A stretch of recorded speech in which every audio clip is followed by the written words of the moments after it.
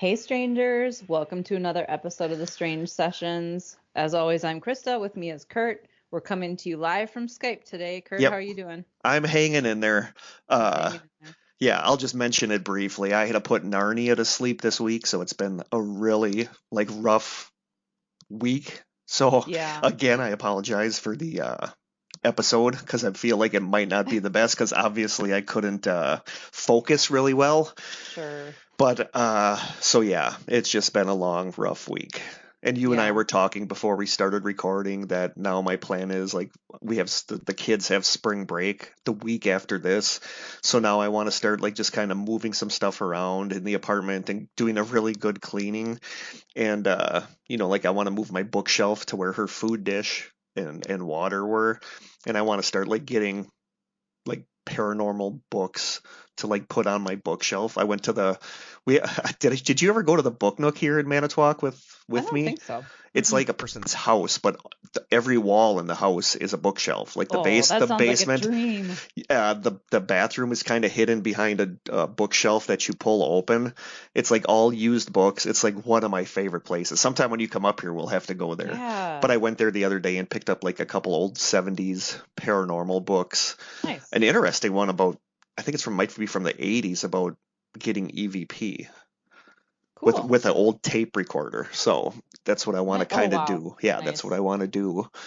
But Start building your little library, your yeah, paranormal library. yeah. Cool. But we decided to do this kind of Skype because I had such a bad week and I just kind of don't want to do anything this weekend.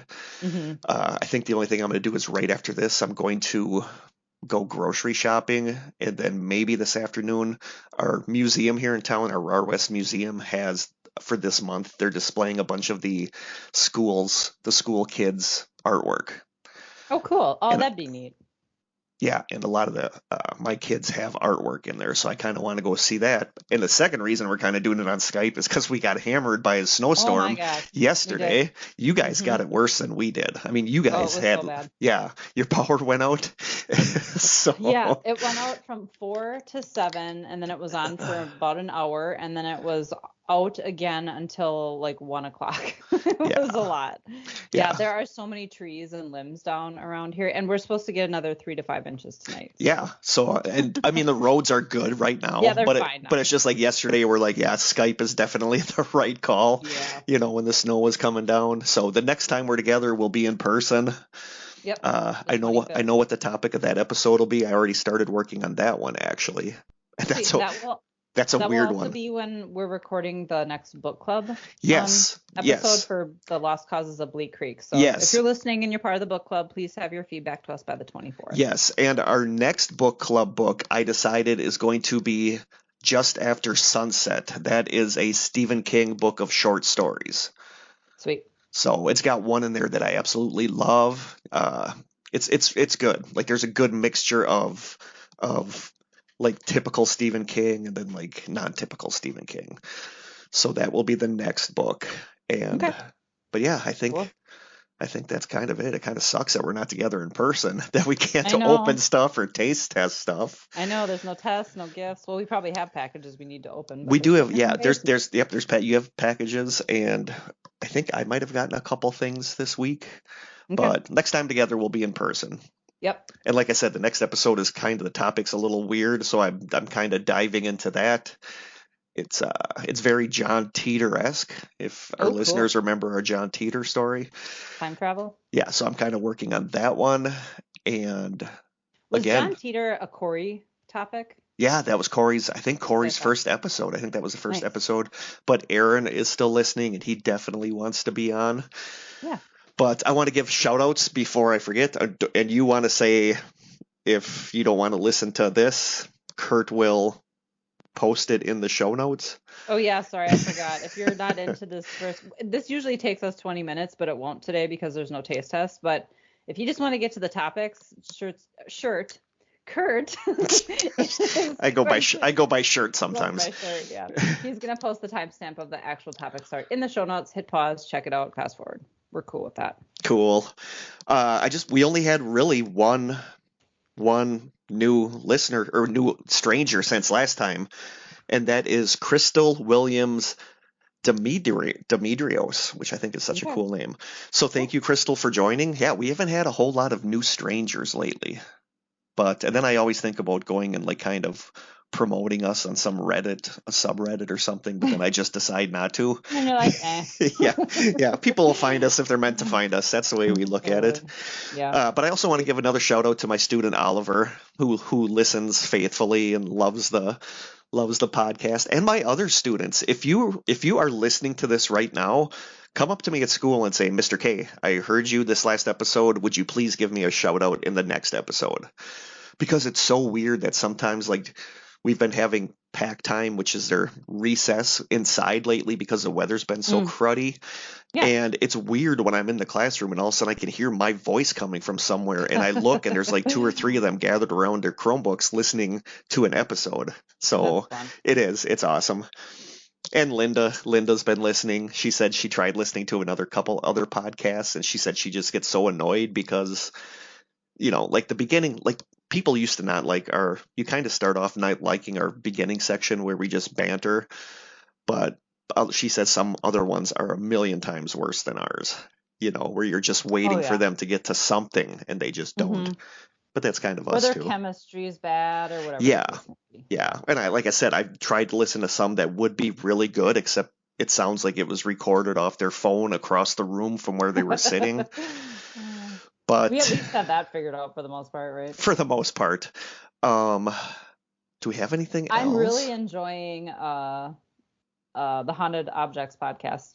I am too. Like I love that podcast. I've been listening to that a lot, but they have video version on YouTube too. I highly recommend watching the video. It's so good. I'm 100% really becoming a Newkirk fanboy. Like I would love to meet them. I'd love to meet them, and I'm not someone that generally wants to go to a paranormal conference and meet somebody. Mm-hmm. I think the only person I ever really did was we went to, if you know who Lloyd Orbach is, Orbach's kind of a big name, and we went to a paranormal convention near here where he was at. I think I accidentally stepped on his foot when I was going to get my seat. Yeah, so made a good impression. I'm sure I did. He remembers that guy who stepped on his foot. Yep, sure. Yeah, we joked about that. Yeah, we don't have a taste test. We don't have any packages to open. Do we have anything else, or do we just jump in? I feel like this might be a shorter. Yeah, because we talked about it that this is a My Favorite Mini Mystery episode, but this season we're doing all hauntings for the My Favorite Mini Mystery because some people felt we weren't doing enough paranormal stuff. And I'm one of those people. And I'm one of those people that just think every episode would be, they heard footsteps. They felt weird. There's only, I feel like you have to mix it up, and there's only so much you can do with haunted areas. Granted, some of them, like the history of the place is interesting, and some of the ones that I've already started researching is like a super interesting. I'm not 100% sure what you're doing today. You sent me a picture. Really? No, I didn't recognize the picture. It looked like a big hotel. That's all I know. And I'm guessing it starts with an S. Okay.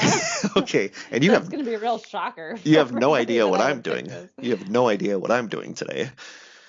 I'm doing something a little different. You know me. I always got to like do something a little obscure. Not obscure, but just different from the norm, I guess.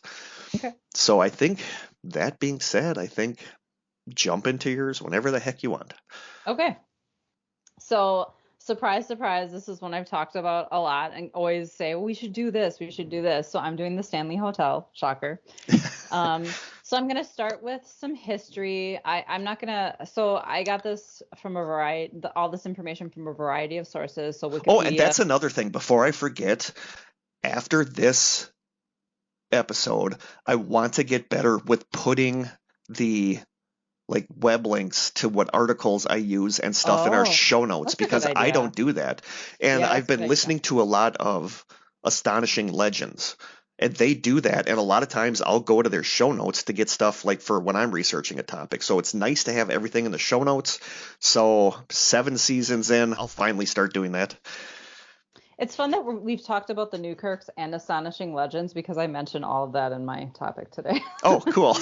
That's funny. And I've actually listened to a lot of Astonishing Legends for my next topic. So I just really like that podcast.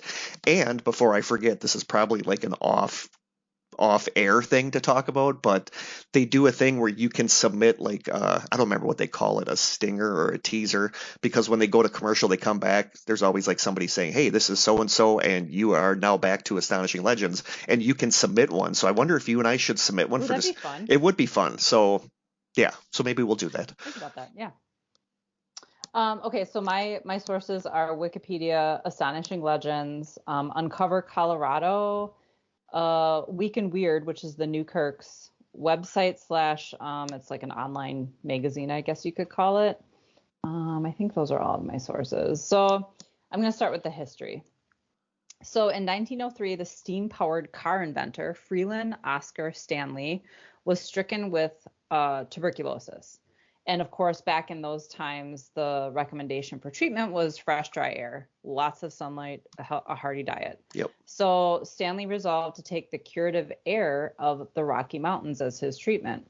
So he and his wife, Flora, arrived in Denver, Colorado in March and in June, so this was in 1903, on the recommendation of Dr. Sherman Grant Bonney, moved to Estes Park, Colorado for the rest of the summer. His health improved dramatically. So he was really impressed by the area, grateful for his recovery, and he decided to return every year. The guy lived to 91, died of a heart attack in Newton, Massachusetts in 1940. So by 1907, he had recovered completely, but he just wasn't really content with the accommodations where he was staying.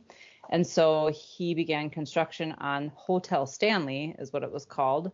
In 1907, it was a 48-room grand hotel that catered to the class of moderately wealthy urbanites. It was kind of like his social network back east, as well as just other people with tuberculosis who were seeking a healthful climate. He purchased the land in 1908 through the representatives of the 4th Earl of Dunraven and Mount Earl. And there's a whole bunch of stuff about that, which I think is kind of boring. Lord Dunraven had claimed 15,000 acres in Estes Valley, trying to make it into like a private hunting preserve. For some reason, I feel like Colorado for helping with tuberculosis wouldn't be good because of the elevation, and it, like you breathe a little. It's like more difficult to breathe there. Maybe Yeah, not in this section. Well, and I also feel like that was the belief back in the day. I don't know enough about tuberculosis to know if they actually felt that, like, did it turn out that actually was the best treatment? Was this guy just lucky? Because I feel like there were all these tuberculosis, like, a lot of paranormal investigations end up at places that were former tuberculosis. Yeah. Like, whatever you call it, they're former asylums, whatever.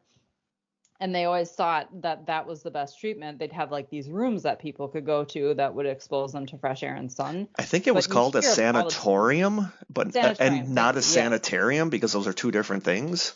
Oh, but I don't know if the Maribel Hotel here in close to me in Maribel was, because they had, and that reminded me a lot of our book club book, by the way, because they supposedly had healing water there. So I don't know if the Maribel Hotel was a tuberculosis place, but could be. I also think it was just like back when they were just starting to understand like medicine and you know what I mean, like what seemed like probably a good treatment for something back then. Now we're like, oh my God, I can't believe they I really want to. I'd love to visit Colorado. I really would. I would too. I've never been there. We have friends who go skiing there every year. Maybe sometime we'll go there, check out the Stanley. And not go skiing. I'm not no. I did that when I was a teenager. It was fun. I don't think. Yeah, but now at this age, that's just a recipe for disaster. Yeah. I'd be doing all my Skype episodes with you from my hospital bed, all propped up in my body cast. Yeah. Okay, so the main hotel and concert hall were completed in 1909, and the manor in 1910. So he really operated the hotel kind of as a pastime. He said he spent more money than he made each summer. So it was really just sort of like a passion thing for him. He sold the hotel to a private company in 1926, but then he purchased it back out of foreclosure and sold it again in 1930, blah, blah, blah. I mean, it's kind of changed hands a few times, whatever. We'll get to some more of that later, but I want to talk about this gas explosion. This is sort of like it's one of these legends of possibly where some of the paranormal activity started, whatever. But there's also conflicting reports of what actually happened and who was involved, as things tend to be, Yep. So the hotel was alleged to be one of the few in the world powered entirely by electricity, but lack of available power had them adding auxiliary gas lighting as well. So that was in June of 1911. On June 25th, the day after the pipes had been filled, an explosion occurred that injured a maid and damaged the structure, though contemporary newspaper articles differ on certain details. So this is just a snippet from the York Dispatch, York, Pennsylvania. And it said the Stanley Hotel, built at a cost of $500,000. Could you imagine now what that would cost? Yeah. Was partly wrecked last night by an explosion of gas. 8 persons were injured, 1 seriously. None of the guests were injured, so they were all employees. Elizabeth Wilson of Lancaster, Pennsylvania, a hotel employee, was hurled from the second to the first floor, and both ankles were broken. And then I guess the other 7 people that were injured were waiters. When the Lancaster paper reprinted this story, the editor noted that Elizabeth Wilson's name did not appear in local directories and she could not be identified as Lancastrian, which is funny. That's a cool word. That's actually a cool word. Yeah. Similar accounts in local Colorado papers give the maid's name as Elizabeth Lambert, not Wilson, and convey various dramatic details that are not confirmed by other articles. So it's kind of one of those things where it's like, okay, what actually really happened? There's another article from the Fort Collins Express that seriously refutes the fact that she was hurled from the second to the first floor. So, this is kind of how things go. Even in today news, this is how it goes. You get different details of the story depending on where you look. Yep. So now this is from Uncover Colorado, which kind of digs into the paranormal stuff. So according to an article on Uncover Colorado, this is where Elizabeth Wilson's story should end, but it doesn't. According to some hotel guests and staff, her spirit is said to still inhabit room 217. But reports claim that she's typically more helpful than scary. And I've heard this. Like, I've heard when people are talking about the Stanley, she's like someone who will like tidy up the room. Yeah, she like your put your clothes. Yeah. Yes. Yeah, which is awesome. That's right? the kind of ghost I like. She's still kind of doing her job basically because she was a former maid. One couple told a staff member at the Stanley that their bed was made around them during the night while they were okay, that's a little weird. Yeah, that's a little creepy. But I mean, if you're I feel like I was just gonna say, I feel like that's basically being tucked in, which is kind of cool. Exactly. I'd be cool with that. Yeah, exactly. Oh, but take note, if you're considering staying in this famous hotel and aren't married, you may not have the most restful night if you choose to stay in room 217. Unmarried couples have reported a chilly presence settling into bed with them as they've slept. So it's I mean, think about the time. It was very uncommon for unmarried people to live together, be sleeping in the same bed. Yep. So she's kind of a prude. Yeah, a little bit. She unapproves of, hanky-panky. Yep. Exactly. Some people believe that Stanley himself is still wandering around the hotel. People say that he can be seen. People feel his presence, mainly at the bar and in the billiard room. The phantom of his wife, Flora, has a penchant for tinkering around on the hotel's piano, according to multiple accounts. Some hotel tour guides believe a ghost of a child with autism wanders the property and plays with guests' hair. I don't know what the history of that is or why. I don't know, but I know we talked about the Stanley in our Colorado Strange States episode, and I don't remember if I said that, but I do remember reading that supposedly people get their hair played with. Oh, interesting. And guests on the 4th floor of the Stanley have shared stories of hearing children's laughter in the hall with no one to be found. Rachel Thomas, a tour supervisor for the Stanley Hotel, claims she was mysteriously made ill on this floor in a 2021 interview. Creepy happenings like these have made the hotel an internationally famous hotspot for supposed hauntings. And of course, it's been featured on Ghost Adventures, Ghost Hunters, etc. Whether ghosts actually exist or if life after death is real or not is not something we're equipped to meaning. This is Uncover Colorado saying this, not me. Mm-hmm. They can't meaningfully address it or answer it in the short article, but they can tell you with 100% certainty that the Stanley Hotel has a couple of decidedly creepy locations. So they have an on-site pet cemetery, which kind of surprised me. I feel like this is all of Stephen King's books, like wrapped into one location. And isn't room 217 or whatever the room that Stephen That's King? where Stephen King Yes. stayed in. Yep, we'll get to that. Okay. Ooh, you just hurted me. Long distance. Yeah. So apparently the pet cemetery is where some of the owner's animals have been laid to rest over the years. So one is named Cassie, a golden retriever. Apparently she still delivers newspapers and scratches at people's doors to be let in and out, which is interesting. There's a large cave system that's located under the hotel. So back in the day, it was kind of seen as unprofessional for the staff to be seen by the guests. So they would use underground pathways to travel between like the bar, the restaurant, laundry, etc. The ghost of a pastry chef is said to haunt the caves. Apparently, you can smell the scent of like delicious baked goods when you're down there. That's actually. I was thinking about that. And I'm like, wow, the ghost of a pastry chef is kind of a. Hey. That's a movie that's waiting to happen. Right. Room 401 is apparently, according to some people, the creepiest room in the hotel. It's thought to be haunted by an unfriendly male ghost. Women have claimed that they were inappropriately touched. Oh, speaking of hanky-panky. Yeah, exactly. By an unknown presence while standing in the room's closet. One man claims he witnessed his wedding ring inexplicably move from the bathroom counter and fall down the drain of the sink in the bathroom. Oh, as if to say, hey, you're not married anymore. She's mine. Yep. That's creepy. Down the hall in room 407, multiple guests have reported the odd experience of being tucked into bed. Oh, so now again, we have it's like I've never read this article before. Tucked into bed by some invisible force. Maybe Elizabeth is making the rounds. Others have felt someone sit on the foot of the bed, only to find nothing but an indentation left there. In room 428, so there's a lot of stuff that happens in the 400 rooms. Mm-hmm. Some have seen the vision of a cowboy looming over the bed as they slept or standing in the corner. There aren't any rooms above this room, yet over the years, multiple reports claim that they hear strange sounds like furniture being moved and footsteps. It's so you can tell this is a beautiful location. Mm-hmm. It is. I mean, this would be like a dream visit for me for sure. I know some of our listeners have stayed there. I think it's I guess people have talked about it. I think it's pretty pricey, but maybe you and I will do that next year. That'll be a road trip. Yeah. In 2024. Okay, let's talk about Stephen King. So I'm going to start out by saying that I 100% had misconceptions about this whole thing. I thought Stephen King had like a real paranormal experience there.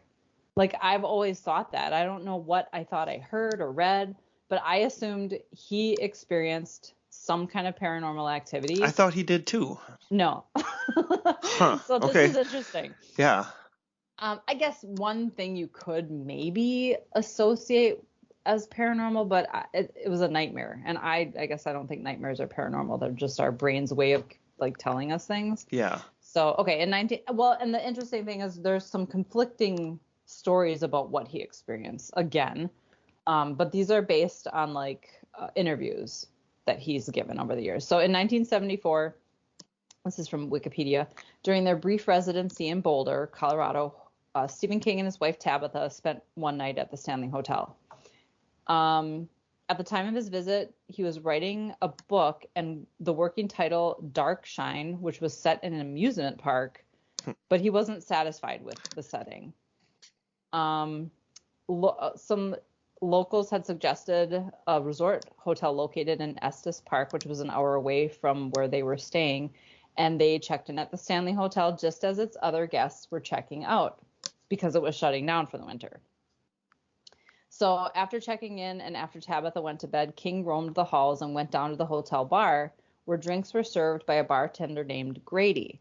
As he returned to his room, 217, his imagination was fired up by the remote location, its grand size, its eerie feeling because they were the only people there. And later when he went into the bathroom and pulled back the pink curtain for the tub, which had claw feet. He thought, what if somebody died here? At that moment, I knew I had a book. Awesome. And he kept the name Grady, which is kind of I cool. know.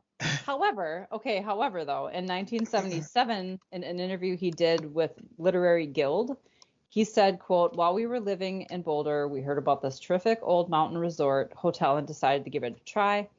And he goes to talk about how, like, they were the only people there. There were these long, empty corridors, etc. They were the only people eating in the dining room. So, like, every chair was up on the tables except the table that they were sitting at. Like, That's like a little creepy. That's I don't know. totally There's something creepy. like unsettling about that. Well, exactly. And just this place was kind of massive. And he said there's like music echoing down the hall. And he's like, God put me here to see and hear these things. And that night, by the time he went to bed, he said he had the whole book for The Shining in his mind. So I guess this is sort of the same as the first, but now there's another retelling of his experience where he says, I dreamed of my 3-year-old son running through the corridors, looking back over his shoulder, eyes wide and screaming, and he was being chased by a fire hose. I woke up with a tremendous jerk, sweating all over, within an inch of falling out of bed. I got up, lit a cigarette, sat in a chair looking out the window at the Rockies, and by the time the cigarette was done, I had the bones of The Shining firmly set in my mind. So it's like, depending on what interview he gave, yeah, it was a nightmare that inspired it. It was just the setting. Maybe it was a combination of all these things. And in these interviews, he just sort of, pieces and parts that story together. But I'm actually writing this down because I think The Shining would, like, facts about The Shining or cool things about The Shining would be a good side sessions topic. So I just wrote that down. Okay. Good call. So I think this is kind of fun if you go to the Stanley website, that you can obviously look at what the accommodations are, and they actually have like a little section that says spirited rooms. Mm-hmm. It says, quote, the Stanley Hotel features a variety of rooms with high paranormal activity, including the famous Stephen King suite 217, the ghost hunter's favorite room 401, as well as 407 and 428. These are among our most requested rooms, and availability is limited. Yeah, I think the odds of getting one of those rooms, like if we stay there on a weekend, is not probably good. You probably have to book out like a year in advance. Yeah. You know what I mean? It's not something you could be like, hey, in June, let's go there. It's probably you're out of luck already. Would we want to stay in a haunted room though? Oh, heck yeah, we would. Okay. What kind of question is that? Okay. Well, I don't know. I never know. Okay, I'm going to talk about Connor J. Randall a little bit. So if you're a Hellier fan, you know who Connor is. I like Connor.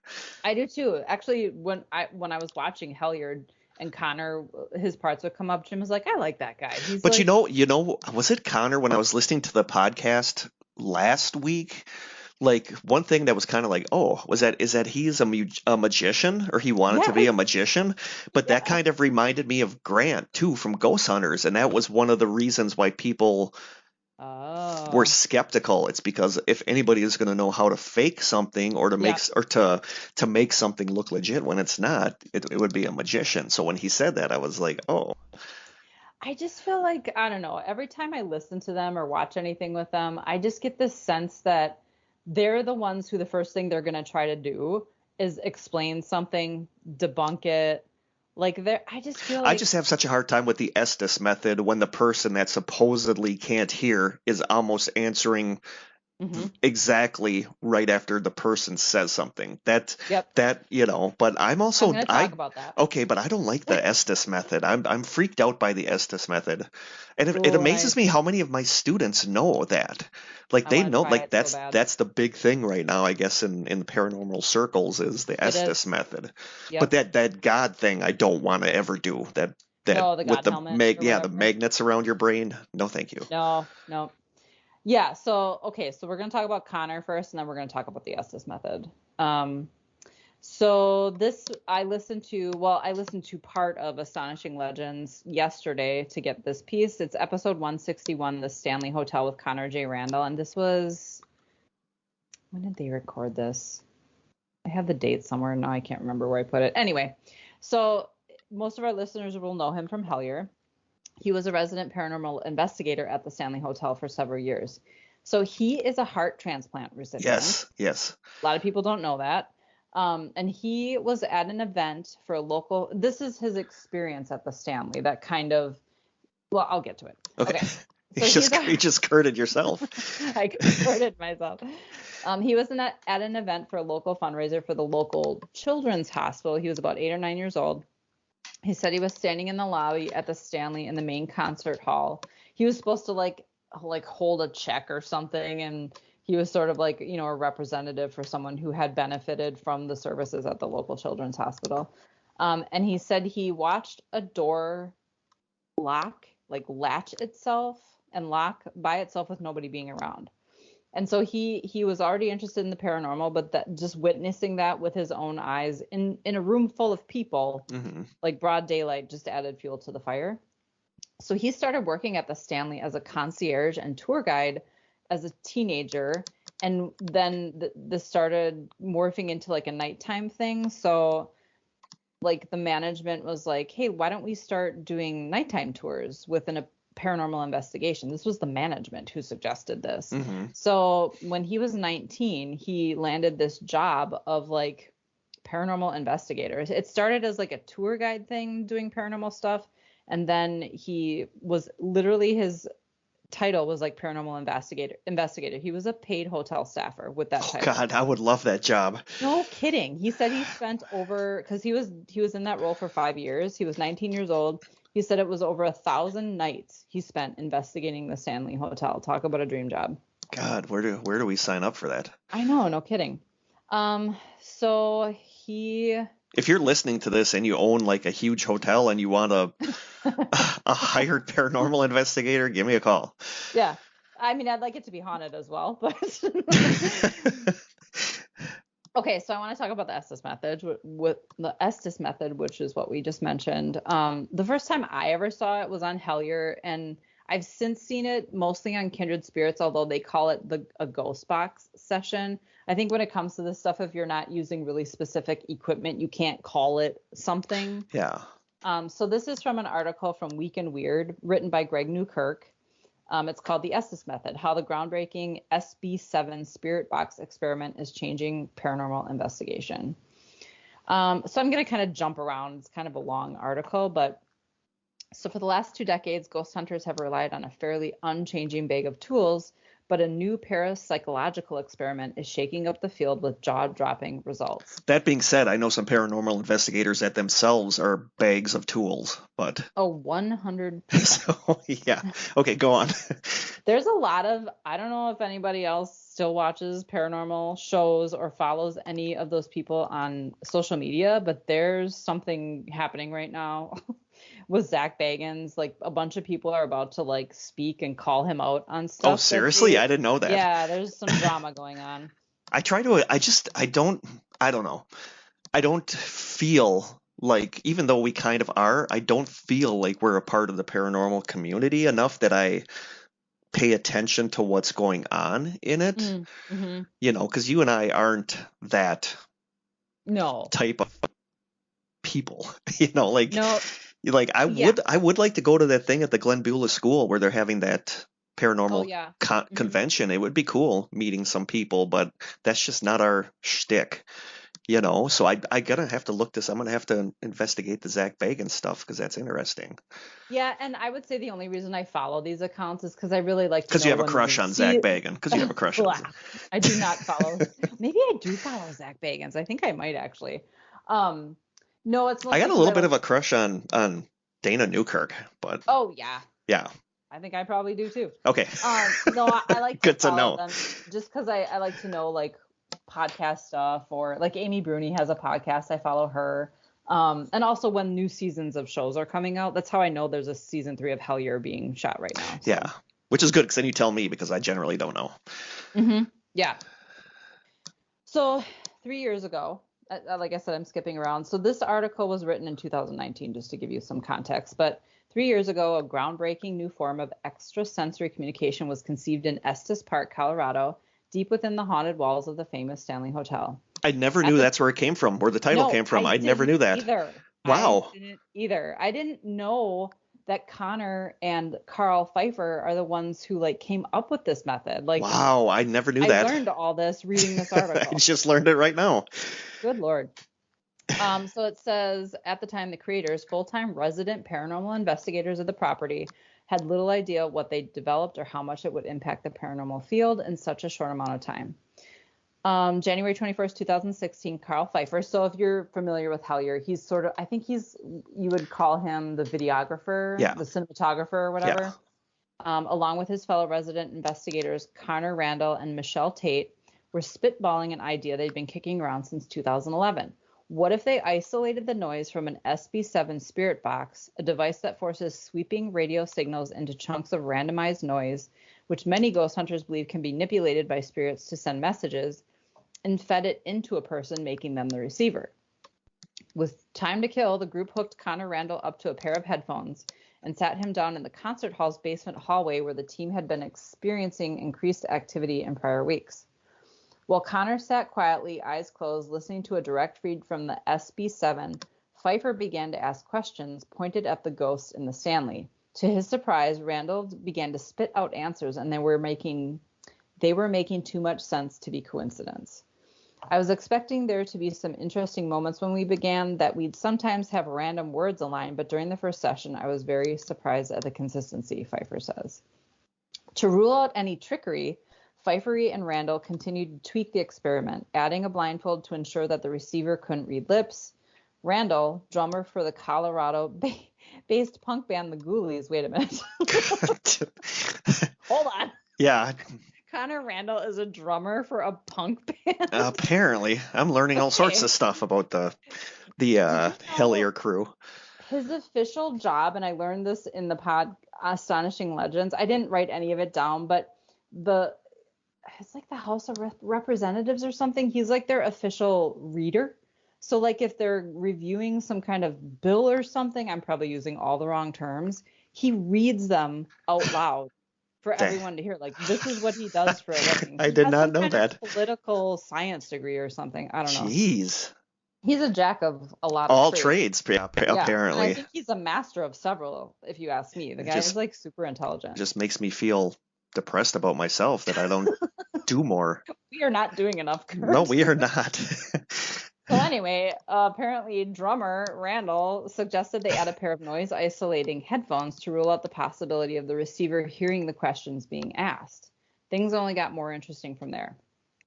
Quote, when we added the headphones and the blindfold, we didn't find any real difference in the responses we were getting, but there was a distinct boost in confidence in the responses, Pfeiffer says. When using something like earbuds, especially a cheap kind, you just can't fully trust that some kind of sound isn't leaking through, no matter how much you trust your receiver. So on our second try, when we had direct specific commentary about what was happening in the room, it was as good as any other ghostly activity. It's pure excitement. I was stunned. They named their experiment the Estes method, an homage to Estes Park, Colorado, home of the Stanley Hotel. And so it's really the birthplace of this groundbreaking paranormal experiment. That's cool. So I'm going to kind of skip ahead here. I remember, shout out to Rhonda, when you mentioned a friend of yours or whoever has a house that they might want us to investigate. Yes. Something she said is, I'm dying to try the Estes method, or I don't know if she called it that, but I'm like, yes, me too. Like I think that's I'm going to sit that out. I just don't want to do that. Oh, I totally want to do it. But I think if we have people like us, our tight-knit group, we know and we trust. Yeah. And we see that it works. I think that helps with some of the validity suspicion. of yeah. Eliminate some of the suspicion and kind of validates the process and what we're seeing maybe on TV. There are definitely sessions on Kindred Spirits where I'm like, how is that? Like, it's too good. It's so and that's how I feel about Hellier. As much as I like Hellier, I feel like some of that was just too good, and it's like, but that's one of those things that I would love to see, but what you guys do. So then I believe you guys more than I believe somebody that's on TV. Totally. Yeah. Okay. So I'm skipping ahead too. So how is the Estes method actually working? The sensory deprivation methods, coupled with a form of nearly white noise, are a throwback to the heyday of psi research being performed in places like Duke University. So if you were to ask this paranormal researcher, I'd say the answer, and this is Greg Newkirk talking, I'd say that the answers received through the Estes method are psychically induced. While the conscious mind is busy listening to sweeping radio channels, the receiver is lulled into sort of a trance, which is noted by the back and forth rocking motion performed by most receivers. and they actually begin to hear words and phrases that aren't even in the feed. So they sort of become like a channel for a psychically related message. Maybe that's what's would freak you out as well. Yeah, I think that would. This might not be impressive if the receiver could actually hear or see questions being asked by the operator, but with the sensory deprivation elements in place, it only makes the case for channeling stronger. It actually appears that the SS method works even better when the receiver is already psychically inclined, which that of course makes sense. Of course, that's just my opinion. This is Greg talking after observing and performing numerous Estes method sessions of my own. When I asked Carl about his thoughts on what he and Connor had created, he had a much different response. Quote, "That's the big question. Are the spirits manipulating or broadcasting radio signals, which is always a contentious point with the SB7? Or is it something more due to the listener, who seems to quite easily fall into a meditative trance-like state? At this point, we can't discard either. We do have experiments we're working through to try to better separate the two possibilities, but to date, I try not to have an opinion." Connor Randall is a bit more to the point. Quote, "I think it's quite possible that the method is simply a barrier breaker to being able to perceive the voices of spirits that are trying to communicate via our minds. It's been said by many investigators that the best ghost hunting tool in the arsenal is the person themselves." I totally agree with that. We just took it to another level, literally making the person's auditory senses and mental perception the instrument. So let's see. I'm jumping ahead because there's actually a how do you do it? I kind of want to read through this. So how to accurately perform the Estes method. So this is for anyone who is interested, and also for us if we want to try this in the future. With its use on shows like Kindred Spirits and Hellier, it's inevitable that the wider public will begin to experiment with this. So I asked Pfeiffer and Randall for advice. Here's what you need for an effective Estes method session, straight from the creators of the experiment. Number 1, a willing receiver and a willing operator. Kurt is not the willing receiver. You can be the operator. The operator, I'd be cool. I'd be okay with that, but the receiver thing freaks me out for some reason. I 100% want to be the receiver. Okay. A solid, tight blindfold. This particular type of mask, affectionately referred to as an eyebrow by Randall. An eyebrow? Eyebrow, yep. Wow. An S7B spirit box, preferably the latest model. They're much louder, which helps rule out fraud by unscrupulous receivers. A pair, oh boy, these are really technical, but a pair of Vic Firth S1H1 or S1H2 stereo isolation headphones. These are vastly important. If you aren't using these headphones or an equivalent, throw out all of your evidence. These cans were made for the studio drummers and block external noise up to 25 decibels, ruling out unintentionally hearing the operator's questions or outright fraud. So yeah, I know Vic Firth is like a big name in drumming. I don't know how I know that, but I know they are, so that makes sense. Yeah, and this does feel to me like it would be 100% key to doing the experiment in a way that you can't rule out, fraud, or even accidentally, like maybe you're sort of subconsciously hearing the questions really low level and not realizing it. Yeah. You want to rule all that out. You don't want to just go buy those at like Dollar General or something like that. Like you need the good ones, in other words. Yeah. The receiver should make themselves as comfortable as possible, place their blindfold on, and fasten it tight enough to block out all light. The headphones should be plugged into the spout jack on the newer SB7 Spirit Box models and not the headphone jack. Okay, that's interesting. The spout jack is much louder and helps rule out fraud. Once the receiver is comfortable and ready, set it to scan at the loudest possible volume. That would actually be really hard for me. I think that would be the hardest part, is how loud the sound is. I feel like it would scramble your brain for a little bit, if that makes sense. You know what I mean? Like, yeah, but maybe that's one of the things that is the key to this, is a good brain scrambling. Yeah. It's so loud and overwhelming that you can't even really focus on what's happening. So if you hear a word, you just shout it out. And if it makes sense, it makes sense. If not, you wouldn't know the difference anyway, because you can't hear the questions. It says, be mindful of the forward or reverse options.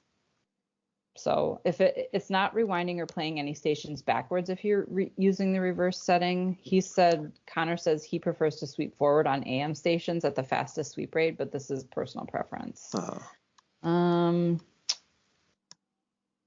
It says Pfeiffer and Randall pointed out that it's not important for the receiver to try and discern what voices might be supernatural versus the radio. Ah, interesting.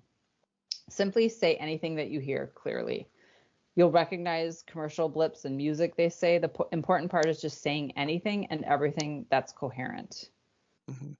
So I don't know. It's just about getting comfortable, opening yourself up, repeating everything you hear, having the right equipment. I don't know. I mean, I think there are a lot of things we'd have to get lined up. I don't have a spirit box. Do you have a No, spirit no, box? but I mean, we could use some of our money we're getting from our listeners for the spirit box. Yeah, that's true. That's You true. know, That would be an interesting thing to record, actually, it would. and post for our listeners. It would be. Yeah. And I know we want to do more, like going out in the field and recording. Yeah. Like maybe when we go down to see Vicky, in Stoughton, or when we go on our trip or go somewhere. I want to do more of that. Like when we go down to do the thing with Aaron that we're talking about doing, where we go down to Holy Hill, whatever the place is that's down by Aaron. It would be cool to like Holy bring Hill? That's what you're talking about? Going with Aaron is Holy Hill? Yeah, because like south of it, Oh, it's not so that cool. far from where Aaron lives, is Holy Hill, and I was looking at It's like haunted beautiful. Wisconsin places. Mhm. So we figure we'd go down, go there with Aaron, check it out, maybe do a little mini investigating, bring our recorders and stuff, and then whatever time we have left, we could geocache. And then when Aaron comes on, that's what we'll talk about. That would be fun. Yeah. Yeah. I think if we could try it on our road trip too, Yeah. because we'll have people with us who also want to try it. Yes. So, yeah. Yeah. Cool. Yeah, I mean, this article kind of goes on and on. If you're interested, just go to weekendweird.com or search Connor Randall's Estes method. It's one of the first articles that comes up. But I just thought it was interesting how it ties into the Stanley Hotel. I did not know that. And that's how it was developed. Yeah. Yeah, it's really cool. So yeah, that's the Stanley Hotel in a nutshell. I kind of went to Reddit to see if I could find any cool stories, but it's literally all the same thing over and over again. Yeah. I heard footsteps. I saw a shadow person. Whatever. Because this week I obviously couldn't focus on a lot of stuff.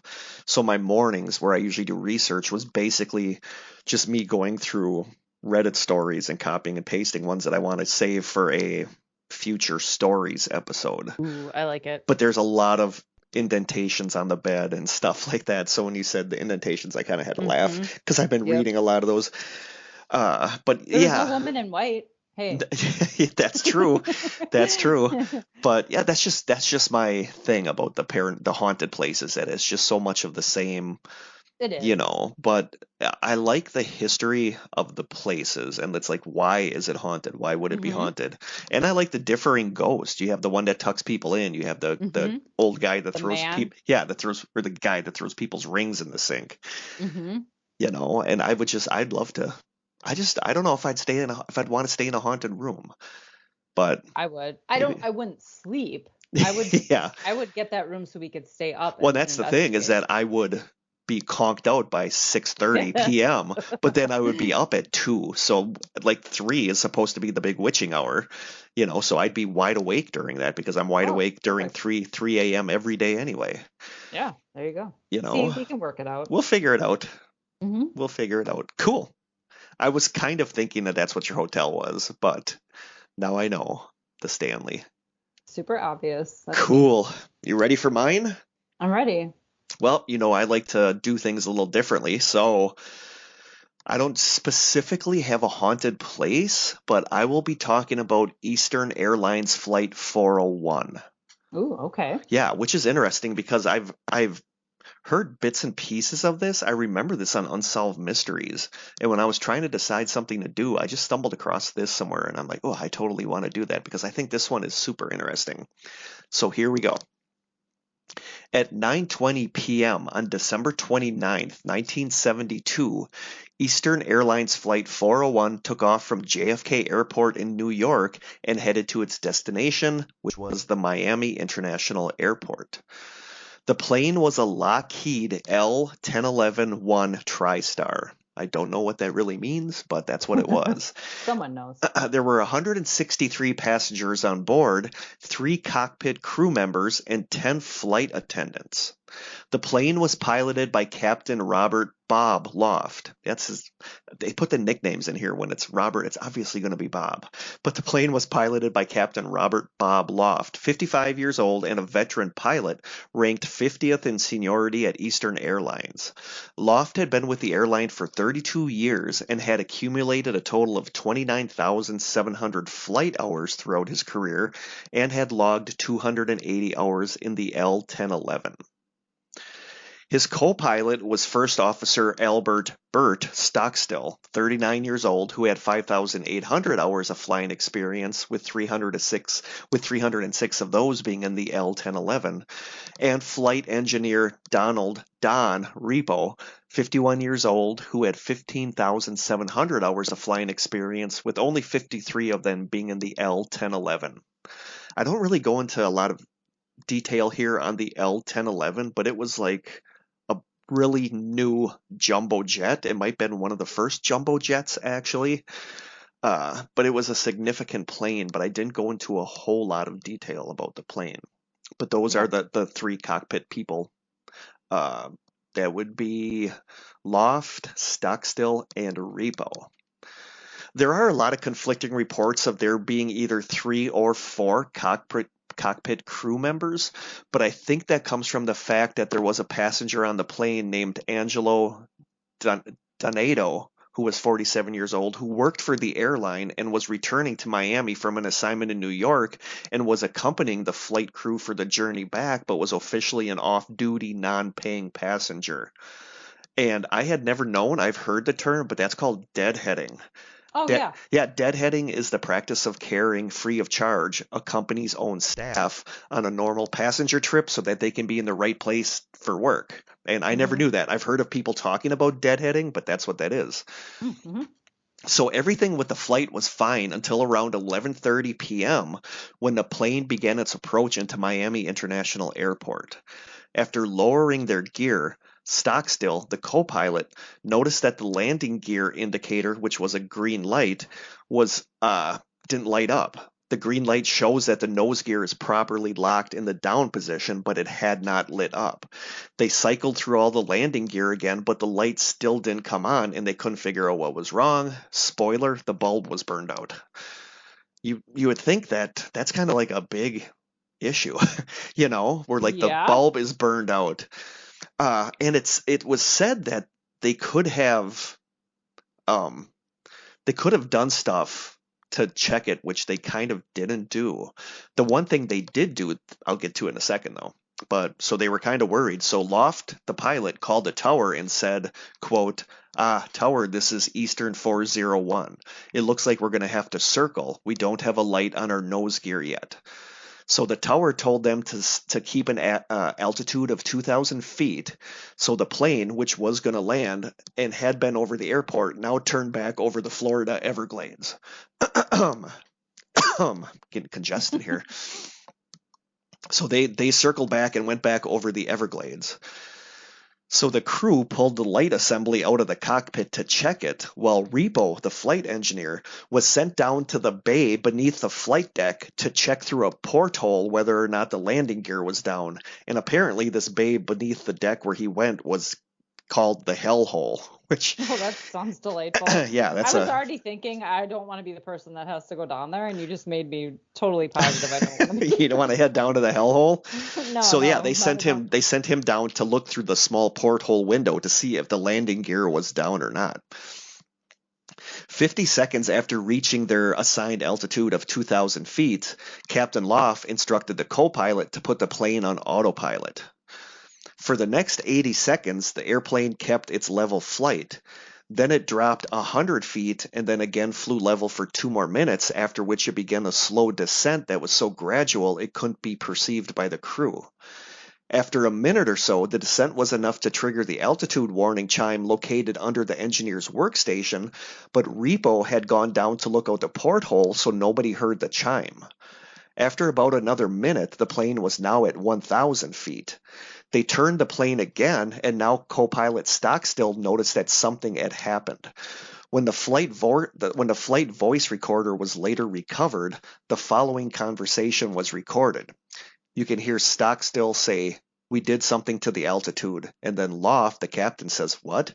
And Stockstill says, we're still at 2,000 feet, right? And Loft says, hey, what's happening here? Oh, And good then Lord. less than 10 seconds after that exchange, you hear the sound of a click and then the sound of 6 beeps similar to the radio altimeter increasing in rate, and then you hear the sound of impact.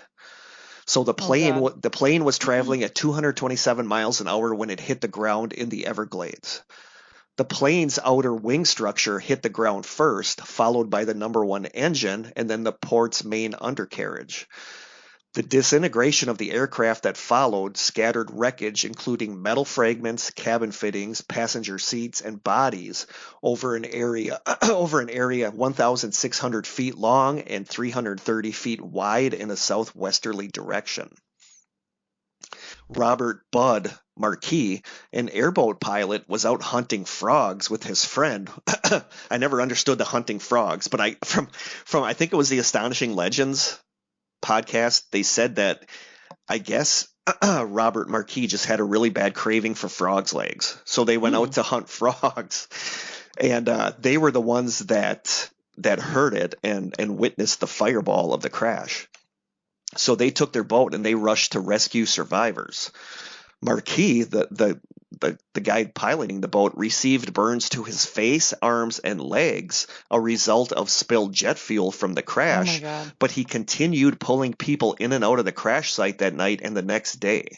For his efforts, he received the Humanitarian Award from the National Air Disaster Alliance, and he also received an award from the American Airboat Search and Rescue Association, which rightly so. I mean, he's getting burnt, and that was a big issue with this, is that jet fuel was leaking into the Everglades, and so it was basically like the water was on fire. So Which it was really scary to think about. It is. Oh, I should have said, if you're going to be listening to this on a plane, don't. I probably should have said that when I started talking about this. Maybe. So sorry.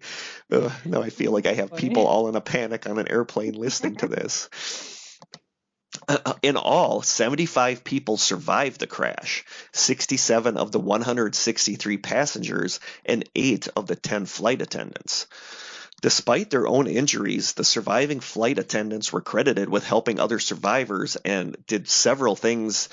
They were going around because people were trying to light matches to see where they were, and they were going around telling people don't do that because of the jet fuel in the swamp water. Yeah. And this is such a weird image to me, and I don't know why this is such a like, maybe we talked about this in the past or I saw it somewhere, but the surviving flight attendants had the people in groups and they were singing Christmas carols to keep up hope and to draw the rescue team's attention. And that's such a weird, vivid image to me of these people in groups singing Christmas carols, which is the last thing I would want to do if I was just in an airplane crash. Right? Of the cockpit crew, only flight engineer Repo survived the initial crash, along with technical officer Donadeo, who was down in the bay in the hellhole with Repo at the moment of impact. Co-pilot Stockstill was killed immediately on impact, while Captain Loft died in the wreckage. They found him in the tangled up in the wreckage, and he was alive, but he died before he could be transported to the hospital. Flight engineer Repo was transported to a hospital, but he later died from his injuries. Donadeo was the lone survivor of the 4 flight deck occupants, and he recovered from his injuries.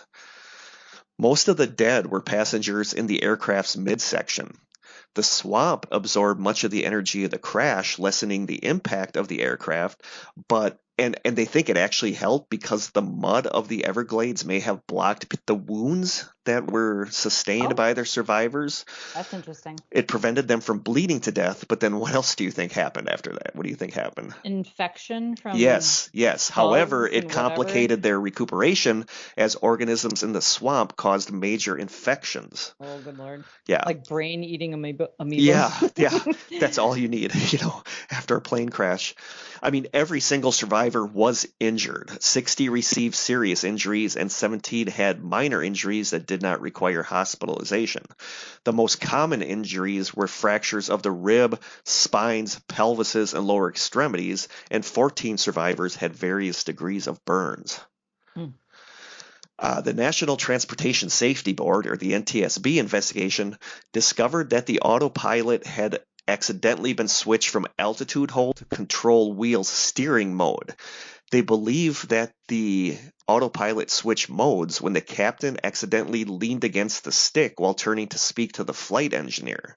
So they think that he accidentally leaned over and hit that, which changed it from the altitude hold to the steering wheel mode. Wow. And it said the slight forward pressure on the stick would have caused the aircraft to enter a slow descent, which is what happened. Wow. Interestingly, Captain Loft's autopsy also revealed an undetected brain tumor in the area that controls vision, but the NTSB concluded that had nothing to do with the accident. So the final NTSB report cited the cause of the crash as pilot error, specifically, quote, the failure of the flight crew to monitor the flight instruments during the final 4 minutes of flight and to detect an unexpected descent soon enough to prevent impact with the ground. Preoccupation with the malfunction of the nose landing gear indicated that the system distracted the crew's attention from the instruments and allowed the descent to go unnoticed, which it did. I mean, but there was that chime, but the engineer wasn't at his location because he went down into the hellhole. So it was kind of like a perfect storm of what could go wrong in a crash. Yeah. Several days later, the wreckage of the aircraft was pulled from the swamp. Some of its parts were able to be salvaged, including pretty much the entire galley of the airplane. The parts that were still in a relatively usable state were taken back to the airline and were fitted back onto the fleet of Eastern Airlines airplanes, and then that's when the weirdness started. A lot of this comes from a really cool blog. A lot of these come from an October 31st, 2012 article on the website, quote, Confessions of a Trolley Dolly. And that's like an airline hostess's blog, which is actually really cool. Trolley Dolly. Yeah. Okay, The article was called The Ghost of Flight 401, and some more of it comes from a September 24th, 2019 article on the neardeath.com website called Ghosts of Flight 401. It said, although a majority of the airplane was destroyed, certain parts such as the galley were still usable. Eastern and Lockheed agreed that these parts could be reused and refitted onto other airplanes on the production line. One of these aircrafts was N318EA, and as the weeks and months passed, strange things began to happen on the airplane. So on JFK Airport in 1973, an Eastern Airlines TriStar, which I believe was the one I just mentioned, was boarding for its flight down to Miami. Traveling that morning was one of the airline's vice presidents. As a VIP passenger, he was allowed onto the aircraft first and made his way to the first-class cabin. As he moved towards his seat, he noticed a pilot sitting in one of the seats in full uniform and went over to have a chat. During the ensuing conversation, he quickly realized that he was speaking to Bob Loft, the pilot who had died. The apparition then quickly disappeared, and the vice president rushed off to find a crew member, terrified that it might be an omen that something was going to happen to the aircraft. A search of the plane was carried out before any other passengers got on board, but there was no sign of the mystery captain. Then, a few months later back at JFK, a crew boarding the same aircraft walked into the cockpit and were surprised to see the pilot already sitting there. They started speaking to the ghost, not realizing who he was, and then he just vanished in front of their eyes. They realized that the person they had been chatting to was Bob Loft, and the flight ended up being canceled as the crew were too shaken to operate it. On the L-1011, flight engineers would usually arrive at the aircraft before the other crew to carry out their pre-flight checks. One day, the flight engineer was stunned to get into the cockpit and see an Eastern second officer already sitting in his seat. He immediately recognized the guy as Don Repo. The apparition turned to him and said, quote, "You don't need to worry about the pre-flight. I already checked it." And then he disappeared. Oh, jeez. So these pilots and the cockpit crew of the crash flight are all of a sudden starting to show up on other flights. Mm-hmm. Almost like watching over and Yeah. maybe Yep. trying to make sure it doesn't Well, happen yeah, again. well, right here, some weeks later, another captain was checking the instruments in his cockpit before a flight from Miami to Atlanta, and he was looking at the instrument panel when all of a sudden in the instrument panel, he saw Don Repo's face looking back out at him, and he clearly heard the words, quote, "There will never be another crash. We will not let it happen." And then the face Wow. disappeared. During a That's crazy. during a flight from Atlanta to Miami on board the one I mentioned before, N13EA, the flight deck crew were enjoying their meal as they cruised at 39,000 feet. Everything was going good. They were enjoying their meal when suddenly there was a loud knocking coming from the door of the hellhole. By now, the ghostly stories had been circulating around the company and the crew were too freaked out to look. But the knocking continued, so the flight engineer went and opened the hatch and he looked down and he saw the face of Donald Repo staring back up at him from the hatch. And then he just disappeared. After the sighting, the compartment was investigated, but there was nobody down there, but they found a malfunction that could have possibly led to a disaster. Wow. Yeah. There's testimony from a flight attendant who had observed a man in flight engineer's uniform fixing the oven in a galley. Talking to the plane's flight engineer later, the plane's engineer insisted that he had not fixed the oven and that there had not been another engineer on board. Looking at some old photographs, she recognized Don Repo as the man that she saw working on the oven. And it wasn't just flight crews who saw the ghostly apparitions. On one occasion, several caterers loading N318EA for its next flight were seen rushing off the jet and refusing to get back on. When asked why, they all stated that they had seen a flight engineer standing in the forward galley before he vanished. Passengers also reported strange occurrences. A woman sat next to an Eastern Airlines pilot who she said, quote, looked ill, and she called a stewardess to come over, and the pilot disappeared before the both of them.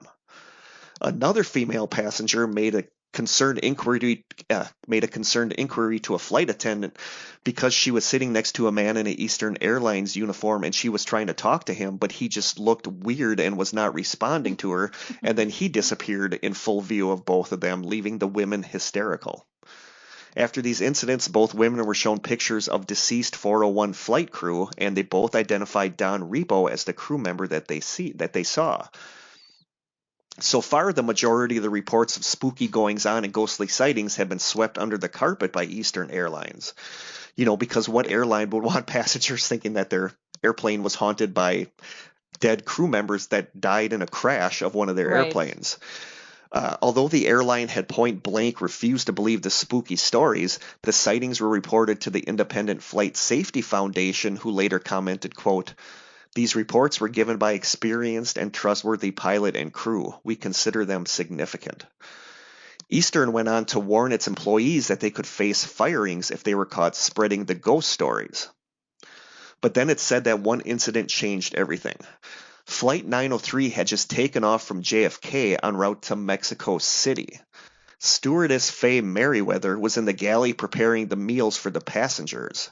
As she reached for the handle of the oven door, she was horrified to see the face of Don Repo staring back at her from the oven door. Not one to panic, she briskly went out to get another stewardess and the aircraft's engineer to come and take a look. When they returned, Repo's face was still staring out at them from the oven door. The flight engineer aboard the flight had personally known Repo and recognized his face right away. As they stared at the face, it looked like it was trying to say something. Then suddenly all three clearly heard the face mutter the words, quote, "Watch out for fire on this plane." The flight reached Mexico City safely, but on the return leg, problems began with the starboard engine.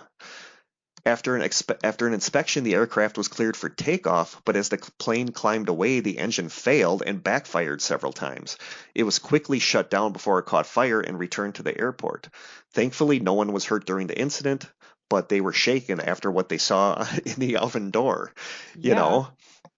As the sightings became more and more frequent, rumors circulated that pilots and crew refused to fly on any of the airplanes that had the L-1011's parts put on it.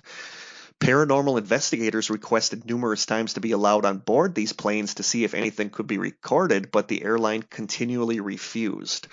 So the airline said there is nothing going on any of our planes. But shortly after this, all of the salvaged parts from the downed airplane were later removed from the other airplanes from the fleet. So they, they said there's nothing going on here, but they pulled all of the, but all just of, 1 second. Let us take care of something over here. but still, I mean, once you, at this point, these stories going around, wouldn't you just want to head everything off at the pass and just be like, pull everything off of the salvaged airplanes? But then, right. some people in the company said that these were not reused on other planes, that they never did that. But on the Astonishing Legends podcast, they said somebody had a picture of one of these planes taken of like the pilot and co-pilot, like kind of close up. And you can see like on the panel in the background, you can see the serial number. And people said that matches the serial number of one of the pieces recovered from the crashed aircraft. So they think that's evidence that these were reused on other planes. But of course, there's lots of skeptics, and I feel like rightfully so. So from a March 21st, 2017 article on Skeptoid called, quote, Grounding the Ghost of Flight 401, the article says, and a lot of this, almost 99% of this comes from a book written by, I think, John Fuller. I was going to have more in here on that, but I didn't put that in here. But somebody named Fuller wrote a book, I think, called The Ghost of Flight 401, and that's where almost everything comes from, is this one book. Okay. So it says, quote, Fuller wrote that the airline was apparently trying to cover this up. He said that every time an appearance of the ghost had been entered into a plane's logbook, the logbook was suddenly replaced with a new blank logbook. He told of an unidentified mechanic who came upon a whole stockroom of equipment, all in perfect working condition, that Eastern had been ordered to be removed from various aircraft. They were all the pieces that have been salvaged from Flight 401, including the oven and elevator, along with many other pieces. Whenever someone told Fuller such a story, they frequently asked him not to use their real names out of fear of being fired. Thus, the book is full of untraceable sources and unverifiable claims. Robert Serling's 1980s book called From the Captain to the Colonel tells the complete history of Eastern Airlines from 1935, when it was headed by World War I ace Captain Eddie Rickenbacker, through the late 1980s when Apollo astronaut Colonel Frank Borman manned it. I didn't know Frank Borman ran that company. Borman, incidentally, was personally on site at the Flight 401 crash, slogging through the mud, helping to rescue victims. Fuller's claims that Eastern executives tried to bully their employees into silence about the ghost nearly led to a lawsuit filed against the publisher of the book, but Borman nixed that, feeling that doing so would give the book even more publicity. Not one among the scores of Eastern Airlines officers and employees interviewed expressed any belief whatsoever in the ghost story, and they resented what they felt was Fuller's twisting of or inventing quotes. Borman said, quote, the one accurate quote in the book was made by Jim Ashlock when he called the entire story a bunch of crap. An Eastern representative told Serling that while pondering whether or not to sue Fuller or his publisher, they spent weeks trying to locate anyone who claimed to have actually seen a ghost, and they could not find one person in the company.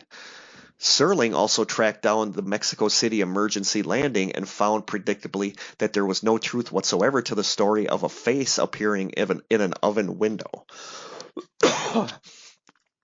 The breakdown at subsequent emergency landing did in fact happen and was covered in a tongue-in-cheek brief in the Journal of the Flight Safety Foundation, where they asked one of the pilots how it had felt to almost crash land at L-1011. The guy laughed and said, quote, scary. For a minute, I thought Repo's ghost was on the plane.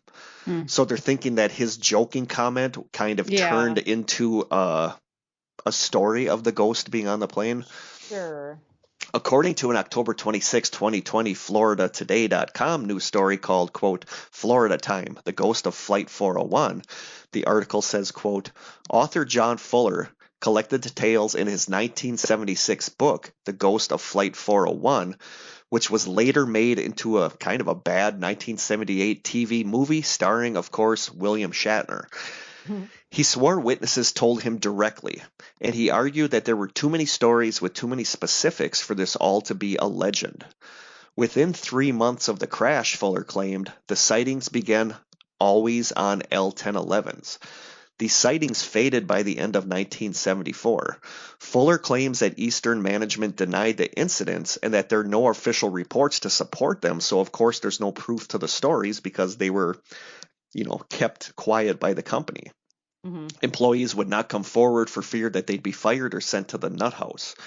But Fuller says that flight logs detailing incidents were torn out and replaced. Jim Ashlock, who ran public relations for Eastern from 1966 until Eastern Airlines folded in 1981, said that Fuller made the whole thing up. Eastern didn't hide any logs, destroyed no documents, and didn't intimidate any employees. Eastern Airlines was consigned to the history books when they ceased operations in 1991, but stories of the ghosts of Flight 401 still circulate today and can be found on countless ghost paranormal websites. So you can still find these stories everywhere, but Eastern Airlines is no more. And sadly, like the case in a lot of these situations, the only real tellings of the stories come from John Fuller's book, which people say were kind of made up. So I don't know. But this kind of gets into the ideal of psychometry. Psychometry is a form of ESP characterized by the claimed ability to make associations from an object of unknown history by making physical contact with that object. Supporters say that an inanimate object may have an energy field that transfers knowledge regarding that object's history, which I think is super interesting, Yeah. The website themystica.com says, quote, many people, especially occultists, believe that psychometry is connected to the belief of animism. They believe that all objects possess an inner or psychological life which enable the objects to receive from and transmit impressions to other objects. Oh, cough. In this way, the impressions of an individual can be transmitted to an object which the person has in his possession, and the object can later transmit the same impressions to another individual that holds the object in his hand. The late Arnold Crowther, the witch and occultist, described psychometry in the book, quote, The Secrets of Ancient Witchcraft with the Witch's Tarot, which he co-authored with his wife Patricia, that he had a belief in animism and that inanimate objects can have memories of their own. He believed that it was connected with the auras given off by all objects, and that the success of ancient witches in healing people of their villages was due to their ability to translate these auras through touch. The connection between psychometry and auras is based on the theory that the human mind radiates an aura in all directions and all around the entire body, which impresses upon everything within its orbit. All objects, no matter how solid they appear, are porous, containing small, minute holes. These minute crevices in the object's surface collect fragments of the mental aura of the person possessing the object. Since the brain generates the aura, something worn near the head is believed to better transmit vibrations. So there you go. They think that that's what happened with this airplane, that these objects that the cockpit crew were around, like, pulled in whatever happened to them, their spirits and whatever. Energy, and which I think this season we're actually going to have an episode about haunted dolls, and that's kind of what's happening with haunted dolls, is that it's pulling in something from the person that's possessing it, and then it acts as almost like a transceiver giving off paranormal experiences. Okay. So what do you think of Flight 401? I love like the lore that's around it. It's just trying to decipher if any of it actually happened. I remember like Unsolved Mysteries, like when I was a kid, seeing the face of the guy in the stove and the oven window, telling them that watch out for fire on this plane. But I don't know. I just don't know. I wish there was more to back this up other than John Fuller's book. Right. Yeah. Exactly. But there are a lot of stories about this online, about the ghosts of Flight 401, and the idea of an airplane using parts from a crashed airplane is creepy. So I mean, I can understand why Eastern Airlines would have pulled all this equipment, because once word starts getting around, hey, your cockpit mechanism here was on flight 401, you're not going to want to fly on that plane, because you're going to want to think it has bad luck. So I don't It know. would make me think twice about it. You Yeah. know what I mean? Yeah. I don't like flying to begin with, and add Oh something God, like I don't that either. in And if it. I knew that there was a part on the plane that was in a crashed airplane, it would just give me The heebie-jeebies. heebie-jeebies. And some people say that's why Eastern Airlines pulled all this equipment off their flights, but then other people say it's because Eastern Airlines knew that there were hauntings going on because of these. And if I'm getting on a airplane and I see the ghost of a pilot that was killed in an airplane crash, I'm gonna hightail it off that plane. Heck I don't want, yeah. I don't want to be on that. But I want to believe these stories, but my gut feeling is that these are just too fictional. They're too good. They're too good. Yeah. They're too good. They're like Yeah. something you would see in a ghost story, 100%. where the pilot, Yeah. where you get on the plane and there's somebody sitting next to you in a pilot's uniform that looks all sick and sweaty and whatever, and all of a sudden they just disappear. That sounds like something from a TV show. But there's just a lot of back and forth between skeptics and believers in this story, and there's just not enough to back this up that I could find. But if you like this, definitely listen to the Astonishing Legends episode, because I think it might be a multi-part episode, and they go into a lot of background on the planes and stuff. Like we're a little hors d'oeuvre of this story. If you want the full meal, check out the Astonishing Legends episode, because they did a really good job. So that is Eastern Airlines Flight 401. Cool. Yeah, it's interesting that there's hauntings tied in with this that are like scattered on different airplanes and stuff. Yeah. But there's it's just an interesting idea. It's an interesting idea. It's an interesting story. There's just not enough hard evidence to back it up. Right. Yeah. So there you go. Cool. The Stanley Hotel and the ghosts of Flight 401. And that's what our mini mysteries will be this season, our haunted places. I got to start thinking about my next location. I think I have mine already, because I started looking into it last year for something else. But I know you're going to go for like the heavy hitters. You're going to go for the biggies. So I'm trying to keep with the small, like the next one I think is even actually a little bit local. But I'm gonna try to stay with like the smaller ones, because I know you're going to go for the bigger ones. I'm cool with that. I'm cool with that too. So there you go. So do we do listener questions first, or? Did you? Well, the app was down last time. Did you check? Yes, the app was up. We only have one new question on there, Let's do it. I think I know it's from Adam. So I was gonna save it. Hang on here. So we actually have two questions, because this one was an old one that we didn't get to. Okay. But the new one from Adam says, I believe it's from Adam. It says, which TV or movie cop would you want investigating your murder? That's funny. Yeah. Oh boy, I don't watch a lot of like shows like that. I'm guessing the CSI people. Yeah, I don't watch any of those shows. I was originally going to say Law and Order Special Victims Unit, but then I think that means I died in some kind of weird sex crime. No, that's like some weird. So I don't want to die in some weird sex crime. So I'm going to go with probably the CSI people. But if it was like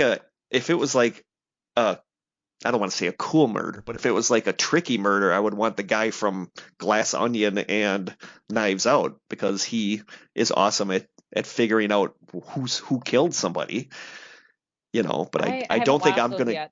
Oh, you haven't watched either of those? No, they're on my list though. We just watched Kaleidoscope, and it was watch Knives Out today. Knives Out. Okay. Today. Knives Out. Not today. Okay. Today. Knives Out was good. Okay. And so was Glass Onion, but Glass Onion was kind of like dorkier and funnier, I think, but it was also really good. But probably him if I'm killed in some weird whodunit way. But I'm trying to think of what other detectives and stuff I know. It's funny. The only show that I can think of is like Bones. Jim and I were huge fans of Bones. But again, if the FBI is looking into my murder, then something crazy happened. You know what I Yeah, mean? yeah. Uh, Uh, I I don't know. I don't know either. Who was Sipowicz? Sipowicz. Was that like Sipowicz a was like, wasn't it Law and NYPD Order? Blue? NYPD Blue. That's hilarious. You know, I picked I Sipowicz thought because it's about the only Thomas name I can Magnum think of. from Magnum PI, but Oh, that's back in the 80s. oh, that's funny. That's the You the died. qu- You died in a diamond heist or Yeah, like like a. a diamond heist in Hawaii or something. But this question just made me realize how little detective stuff I watch. I never watched Yeah, True I Detective. no, I'm more into like CIA and spy stuff than I am into like procedural like Yeah, police procedural stuff. dramas. Hmm. That was Sorry, the uh, terrible answer for that my question. my first one was SVU. Was what's their names from? What are their names? Mariska Hargitay and the other guy. I could say, oh yeah, yeah, yeah, that other guy. I don't know what his name But is. I loved Law and Order SVU, but then I just don't want to die in that kind of No, I way. don't want to die that way either. Yeah, or CSI where they have to piece together how I died. Hmm. But I don't know. I'm still going to go with SVU. So there you go. Our other question we have, I hope it's easier. I think it's easier, but I'm also stumped on what I would say. The other question is, hey guys, big fan here. I was just wondering if you could go back and start the podcast all over again, what would you do differently from the start? Oh man. I figured you'd say don't do the Maura Murray episode, but on the other hand, People like that everybody episode. loves that episode and Actually, our steak burrito recipes. yeah, what I was gonna, Our the first sound one. quality, like how Yeah, bad we sounded in that first season. yeah. I don't even think it was the whole first season though. I feel like it was just the first handful of episodes, but I haven't listened to it in a really long time either. But we also didn't do a lot of stuff like taste tests and listener questions, you know. I love how I that stuff still laugh. evolved. Yeah, I still love thinking of that first episode, thinking about how we just jumped in and didn't even really say who we are. It's like, hey, I'm Kurt, this is Krista. Let's talk about the blue whale incident. Right. You know. Oh, Yeah. yeah. Plus, I was borderline drunk in those first couple because I was nervous, so I was drinking my big king can of Coors Light. You You know know. what? I honestly feel like I don't know that I would do anything differently because I feel like where we are today, all these little things had to come together. Things Yeah. evolved the way they did in Yeah. an organic sort of way. Yeah, And I just my thing is the sound quality. Like I always when people say that you're just going to start listening, I'm just like, oh, just be aware that things weren't, you know, the absolute professionalism we have now, you know. So don't expect this level of professionalism that we achieved in 7 seasons. But I just wish the first one sounded better, I guess. yeah, maybe that's maybe the only thing I would say is the sound Yep. quality was kind of shoddy in the beginning. But otherwise, I feel like everything that happened was supposed to happen to get us where we are right now. Yeah. So not a whole lot. I wouldn't change a whole lot. No, and we need some more stories, so maybe send us or not stories, but send us questions. We Yes, need we some need more more questions. questions, so please send us some questions. We do have like Michaela sent us a story, but I'm saving Oh, I some of saw that that. stuff for when we're together in person, Yeah. you know. But we need more listener questions, but I feel by this point people are running out of listener questions. We're Uh always going to have new listeners, though, hopefully, fingers yeah. crossed. But Yeah. It's slowed down a lot, so if you guys want to put the word out to your friends to listen to us, go right ahead. Uh yeah, I guess that every once in a while we could say like, share, subscribe, yeah. Yeah. rate, review, whatever. We'll maybe start doing we'll start doing that. Someday. Song selections for this episode. I might have done both of these in the past. I don't know. But for this one, I went for songs I love from bands that when you hear your name, you're like, ugh. You know, like they have like not a bad reputation, but just like schmaltzy, like ugh, like they suck. Why would you like a song from them? So I went with two bands like that. Okay. Uh, the first band is one of those bands that when I hear their name, I just have this instant image in my head of what they're like, and I'm like, oh, I mean they're good, but it's just like whatever, you know. So this song, I remember like just a weird memory of I was at a bar, like it was during the daytime. I went to a bar with a friend of mine that was in town, And, everybody in their life has those couple that you should have been with that got away. And she's kind of one of those people. She's kind of the ones that got away. But we went to this bar in town. It's not there anymore. It was called Desert Jack's.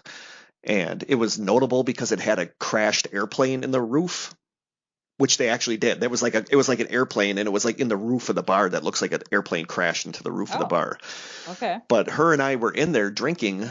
We had a couple beers. It was like 1:00 in the afternoon or whatever, so it wasn't getting all schnockered. But we just went in to have a couple beers, and she went over to put a song on the jukebox, and she came back by me. And I think this wasn't the song she meant to play because this wasn't really one of their hits. So I don't know if she just got it wrong or whatever, but that was the first time I heard this song. And I remember I'm talking to her and I'm listening and I'm like, I kind of really like this song. So a couple YouTube comments for this song are, somebody says, quote, "Greatest music video of all time. It captures all walks of life, our experiences, our emotions, and what we all go through in just 4 minutes." Somebody else says, quote, "20 years ago, we were complaining about how pop this is. Now in 2021, we would give anything for this kind of music to be on the radio again and selling millions of records."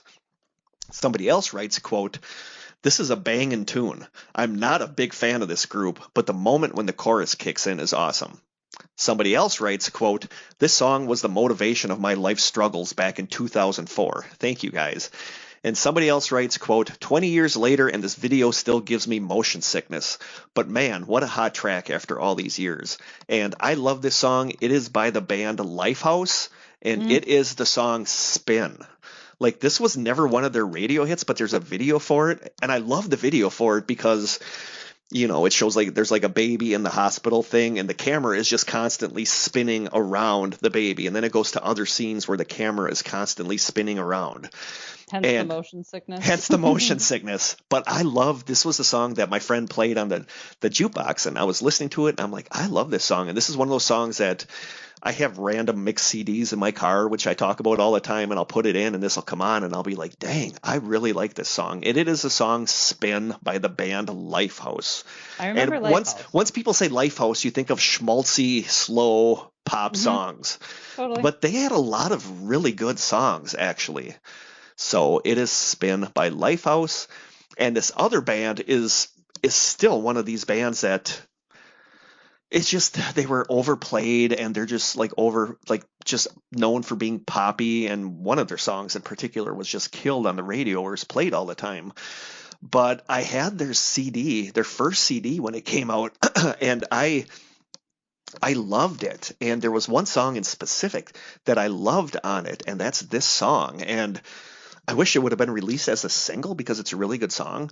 But some of the YouTube comments for this song, somebody writes, quote, "I wore out this CD twice in the 90s because of this song. Thank goodness for YouTube." Somebody else writes, quote, "I first heard this song when I was moving from Colorado to Ohio, and I think it came on when we were somewhere in the middle of Kansas. It's still such a moving song to me." Somebody else says, quote, "I hate it that people only know their hits because it's the deep cuts like this track that are the ones that will stick with you for the rest of your life." Somebody else writes, quote, "I had this CD at home for a few years and never gave it a full listen. My closest aunt was dying in the hospital, and I pulled out the CD on the way to visit her, and I heard this song for the first time. This song reminds me of her and that she will always be there for me." And somebody else writes, quote, "One of those songs that you play loud in your car as you're driving down a long country road on a summer afternoon." And the band is Train. Sure. And the song is called I Am. Okay. And it's off their first CD. Like, I love this song. I think it's got mandolin, it's got harmonica. It's just a really, really good song. And it's probably in my top 10 favorite songs of all time. It is the song I Am by the band Train. And I will have both of these posted in the group tomorrow when I post this episode. Sweet. Do we have anything else? I don't think so. It's been an hour and a half, so it's a shorter episode. Shorty. Linda said she was laughing because she's going back and listening to our older episodes, and she said there's one where we were kind of freaking out because we hit like almost the 2-hour mark, and it's like now all of our episodes almost are longer than 2 hours. Yeah, totally. Except this one because we're not together in person, so we didn't get to do any of our in-person stuff. But just the deets, I guess. Just the deets. Email us at thestrangesessions@gmail.com. We are on Twitter, I think, still at Strange Session without the final S. We'd never go there, so it's probably taken over by some Bot. by some bot that's sending out tons of really annoying stuff. We are on Instagram, where Krista does a great job at the Strange Sessions, and we have lots of awesome listeners on Instagram. I love our Instagram listeners. You can send postcards and snail mail to the Strange Sessions, P.O. Box 434, Manitowoc, Wisconsin 54221-0434, and you can call our lonely phone line at 920-443-9602. You can send us a listener story at thestrangesessionsstories. Start over here. I should have made this like shorter. You can send listener stories to thestrangesessionsstories@gmail.com, or you can do an audio clip of you saying your story, which is what I think Michaela did, and email it to us at thestrangesessions@gmail.com. So those are all the places you can reach us. I can send you Krista's address if you guys wanted to, so just let me know. And I think that is it. I think so. Do we have anything else before we slide into the side sessions? I don't think so. I love that everybody enjoyed the last one about Michael Larson and his press your luck shenanigans. That was a fun story. It is. And it's like I said, the guy didn't really do anything wrong. Oh. No, he hacked this. He hacked the system, but he didn't do anything. He didn't cheat. He just hacked the system. I like the one we have today. It's going to be a shorter one, but this is another one of these that not a lot of people know about, but I think it's something really noteworthy and important. So, and I'll admit right now, it was basically stolen from the Sofa King podcast because they did an episode about it, and I was like, oh, I never heard of this. So that'll be today's side sessions. And I think that's it. I'm looking out my window at the gray sky, gloom, snow coming tonight. Gloomy. Yeah, it's more snow coming tonight. So picking up all my groceries today. I had a gift card for Little Caesars Pizza, and the day that Narnia was put to sleep, I knew I wasn't really going to be eating. But I thought that school would be canceled the next day because of the oncoming snowstorm. So I was like, I can live off this pizza. And we weren't canceled or even delayed at all. We were like the only school in this area that was not delayed. Wow. It was a pretty harrowing drive, but I made it. But now I am just eating all my pizza that I had from that day. So I just want to go pick up a couple things. And tomorrow I kind of want to start. I like Narnia's litter box is still there and her food. Oh, yeah. That's going to be a bummer. It is. It's going to be like hard to move that stuff. Yeah. But I do have stuff that I want to do here. So, because there's Narnie proofing on some stuff that I didn't want her getting into. So now I can move it. But this place needs a deep clean. So that is going to be, I'll probably enlist Corey and Miranda to help me over spring break. But nice. I feel like that'll help too. And then I can actually have people over because the apartment will be presentable. So I think that's it from us for today. Right? Yeah, I think that's it. So the only thing that's left is our poorly timed long distance stay strange, I guess. But next time we'll be back together in person, unless there's another snowstorm. Right, you never know. You don't know. March in Wisconsin. I have to remember to turn my clocks back. I don't want to forget that. Yep. So I think forward. You're turning them forward. No, spring ahead. Yeah, I am turning it forward. Yep. Thank you. We're going to lose an hour. Oh, you would have been like... I would have been all messed. I would have been all messed up. But then I'm always still early, so I probably would have ended up being just on time. So thank you guys so much for listening. Sorry this was a Skype one. I don't like these as much as the face-to-face ones, but sometimes it happens, and at least we can do it like this. Yep. So thank you so much for listening. Anything else you want to say, Krista? Nope, that's it. Thanks, everybody. Okay, thank you, everybody. Until next time, from our respective houses, this is from Krista and I. Until next time, stay strange. Bye, guys. Bye.